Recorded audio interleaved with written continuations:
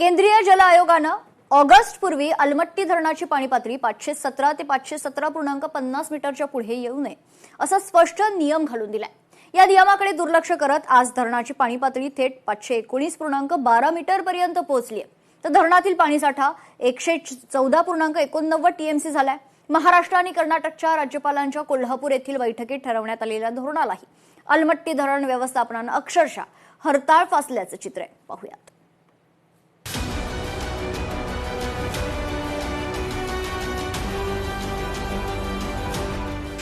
अलमट्टी धरण प्रशासनाकडून नियमांना हरताळ।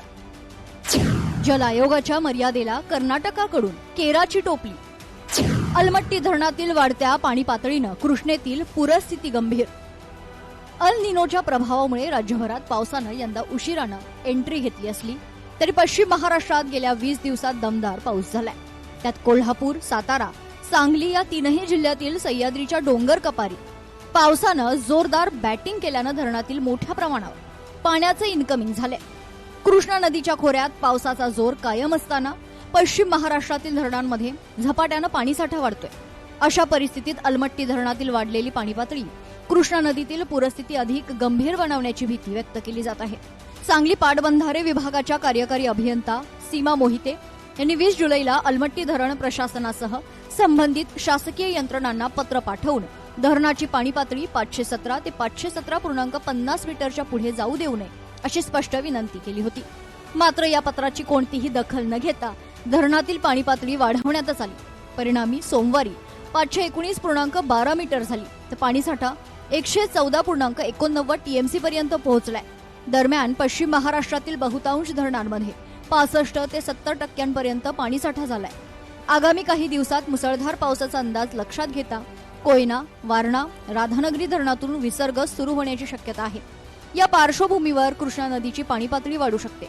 अशावेळी अलमट्टी धरणातील वाढलेली पाणी पातळी सांगली, कोल्हापूर आणि कृष्णा नदीकाठच्या भागांसाठी चिंतेचा विषय ठरणार आहे। त्यामुळे राज्य सरकारनं तातडीनं केंद्र सरकारशी संपर्क साधून अलमट्टीची पाणी पातळी कमी करण्याचे निर्देश द्यावेत असं माजी खासदार राजू शेट्टी यांनी सांगितलंय। तर अलमट्टीची पाणी पातळी त्यांना कमी करायची नसेल तर आम्ही जाऊन करू असा सज्जड इशारा देखील वैद्यकीय शिक्षण मंत्री हसन मुश्रीफ यांनी दिलाय। राज्य सरकारनं कर्नाटक सरकारशी समन्वय साधावा अशी विनंती विधान परिषदेचे गटनेते आमदार सतेज पाटील यांनी केली आहे। अल निनो जर आलं तर मग आमची अडचण होईल।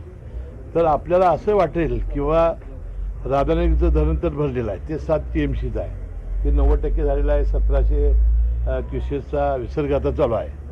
परंतु ज्यावेळी कोयनेचं पाणी, कृष्णेचं पाणी, दुधगेचं पाणी असं सगळं जाईल त्यावेळेला अलमट्टीची उंची ही कमी करावीच लागेल।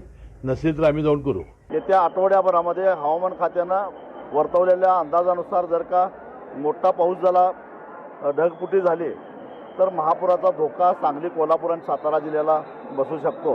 राज्य सरकारनं तातडीनं कर्नाटक सरकारशी संपर्क साधावा आणि पाण्याची पातळी कमी करण्याचा निर्देश द्यावेत। केंद्र सरकारनं सुद्धा हस्तक्षेप करावा। महापुरामुळे जनतेचं नुकसान झालं तर कर्नाटक सरकारला जबाबदार धरून वेळप्रसंगी सुप्रीम कोर्टात न्याय मागायला सुद्धा आम्ही मागे पडणार नाही। मला वाटते महाराष्ट्र आणि कर्नाटक पुराच्या वेळी एक सचिव स्तरावरची कमिटी असते। इरिगेशनचे एससी त्यांच्या एससीशी सातत्यानं चर्चा करत असतात। तर मला वाटते राज्य शासनाने यात हस्तक्षेप करावा, तातडीनं कर्नाटकशी बोलावं आणि उद्या पाऊस सुरू झाला, आता परत पाऊस वाढल्यानंतर पुराच्या धोक्याचा विचार करता कर्नाटकशी समन्वय साधावा अशी शासनाला आमची विनंती असणार। अलमट्टीच्या संदर्भात जलसंपदा मंत्री डॉक्टर राधाकृष्ण विखे पाटील यांना विचारलं असता त्यांनी अलमट्टीच्या उंची वाढीबाबत सुप्रीम कोर्टाची स्टे ऑर्डर आहे। तेलंगणा आणि आंध्र या राज्यांच्या विभाजनानंतर अलमट्टीच्या पाणी वाटपाबाबत आक्षेप घेतले। अलमट्टीमुळे आपल्या राज्यात निर्माण होणाऱ्या प्रश्नाबाबत सरकार गंभीर आहे। त्यामुळे पुराच्या पाण्याला सातत्यानं सामोरं जावं लागतं। तो प्रश्न पुन्हा उद्भवणार नाही, त्यासाठी आवश्यकता उपाययोजना असल्याचं देखील राधाकृष्ण विखे पाटील यांनी सांगितलंय। अलमट्टीच्या उंचीवाढी संदर्भात आता सुप्रीम कोर्टात स्टे आहेच आहे ना। ज्यावेळी तेलंगणा आणि आंध्र सरकारच्या पाणी सरकार हे 2 राज्यानंतर विभाजन झालं तर त्यांच्या या अलमट्टीच्या पाणी वाटपात त्यांनी जो त्या ठिकाणी आक्षेप घेतलेला आहे तर त्यावेळी आपण आपली सरकारी तयारी आपण ठेवलीच आहे की आपल्या राज्याचं हे सगळे जे आलमट्टीमुळे होणारे जे प्रश्न आहेत तो प्रश्न पण उद्भवणार नाही, त्यासाठी जे आवश्यक ते उपाय आपण करतोय. केंद्रीय जल आयोगाचे निर्देश आणि महाराष्ट्राच्या वारंवार केलेल्या पाठपुराव्यानंतरही अलमट्टी धरण व्यवस्थापनानं नियमांचं पालन केलं नसल्यानं पश्चिम महाराष्ट्रातील पूरस्थितीबाबत प्रश्न उपस्थित होत आहेत. आता याबाबत राज्य शासनानं केंद्र सरकारकडे पुन्हा पाठपुरावा करण्याची गरज व्यक्त होते.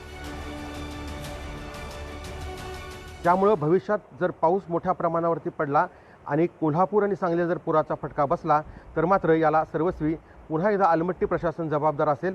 त्यामुळेच वेळीच राज्य सरकारनं केंद्राशी पाठपुरावा करावा असं कोल्हापूरकरांना वाटतंय. सतेज औंधकर, लोकशाही मराठी, कोल्हापूर.